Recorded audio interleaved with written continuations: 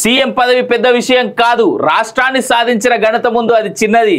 మా పార్టీ అవకాశం ఇస్తే ఎవరైనా సిపాయిలా మారతారు. ఆహా, ఎన్టీఆర్ మాదిరిగా బీఆర్ఎస్ తిరిగి అధికారంలోకి, కాంగ్రెస్ పాలనలో రాష్ట్రం దారి తప్పుతున్నది, తెలంగాణను మళ్ళీ గాడిన పెట్టే వరకు పోరాడతా.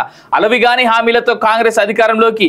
కొన్నిసార్లు తమాషాలు జరుగుతుంటాయి, కార్యకర్తలు ఆందోళన చెందొద్దు. తమాషాలు కాదు, ప్రజలు మీకు తమాషా చూపించారు. తమాషా అంటే ఎట్లుంటుందో ఫస్ట్ స్టేట్మెంట్ చూడన్నా, సీఎం పదవి పెద్ద విషయం కాదట. మరి ఎందుకో 10 ఏళ్ళు దాని మీదనే ఇగో ఈ ఇద్దరు జోకర్ గాన్లో కూర్చుని పెట్టుకొని మాట్లాడుతా ఉన్నావు. ఏమైనా నిన్ను ప్రజలు నమ్ముతారనుకున్నావా? సిగ్గుండాలి ఆ ఇద్దరు జోకర్ గాళ్ళతోటి నువ్వు పక్కన పెట్టుకొని మాట్లాడడానికి. మళ్ళా ఎన్టీఆర్ మాదిరిగా బీఆర్ఎస్ తిరిగి అధికారంలోకి అంటే నువ్వు చచ్చిపోతాయి, నువ్వు చంపుతారేది హరీష్ రావు కేటీఆర్. మరి అదే అనుకుంటా, నాకు అదే కనబడతా ఉంది. తెలంగాణ రాష్ట్ర సాధనలో ఒక ప్రథమ వరుసలో ఉన్నటువంటి నువ్వు చరిత్రహీనుడిగా ఈరోజు గత 10 ఏళ్ళు తెలంగాణ ప్రజల ఆకాంక్షలకు వ్యతిరేకంగా వాళ్ళ ప్రజలను పురుగుల్లాగా చూస్తూ నీ సామాజిక వర్గానికి, నీ యొక్క అనుయాయులకు, నీ కుటుంబానికి పెద్దపీట వేస్తూ అనేక మంది ఉద్యమకారుల పొట్టన పెట్టుకున్నటువంటి నువ్వు ఈరోజు ఇన్ని తమాషాలు మాట్లాడుతూ ఉంటే ప్రజలు అవన్నీ గుర్తుపెట్టుకోనుకున్నావా? బరాబర్ గుర్తుపెట్టుకుంటారు.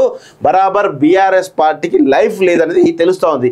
ఈ కౌశిక్ రెడ్డి అనేటోడు అర్ధరాత్రులు పోయి కాంగ్రెస్ వాళ్ళని కలిసి నేను చేరుతా అని చెప్పేసి బతిమిలాడుతూ కాళ్ళు పట్టుకుంటా ఉన్నాడు. ఉత్తమ్ కుమార్ రెడ్డిని అడుగుతా ఉన్నాడు, అందరిని అడుగుతా ఉన్నాడు, కానీ వాళ్ళు చేర్చుకునే పరిస్థితులు లేరు. అందుకే ఇటు వచ్చి ఇష్టం వచ్చినట్టు మాట్లాడుతూ ఉన్నాడు. కాంగ్రెస్ చేర్చుకోమని అనేసరికే ఈ విధంగా నీ పక్కన కూర్చున్నాడు. అది తెలుసుకో కేసీఆర్. ఇలాంటి కోట్లను పక్కన పెట్టుకొని ఈరోజు నీతులు వల్లిస్తా ఉన్నావు. బుద్ధుండాలి కొంచెమైనా. దివ్యాంగులకు 4% రిజర్వేషన్, కాంట్రాక్ట్ అవుట్సోర్సింగ్ ఉద్యోగాల్లో వర్తింపు, విద్యా సంక్షేమ నిధుల్లో 5% వారి అవసరాలకే, సదనం కోసం ప్రత్యేక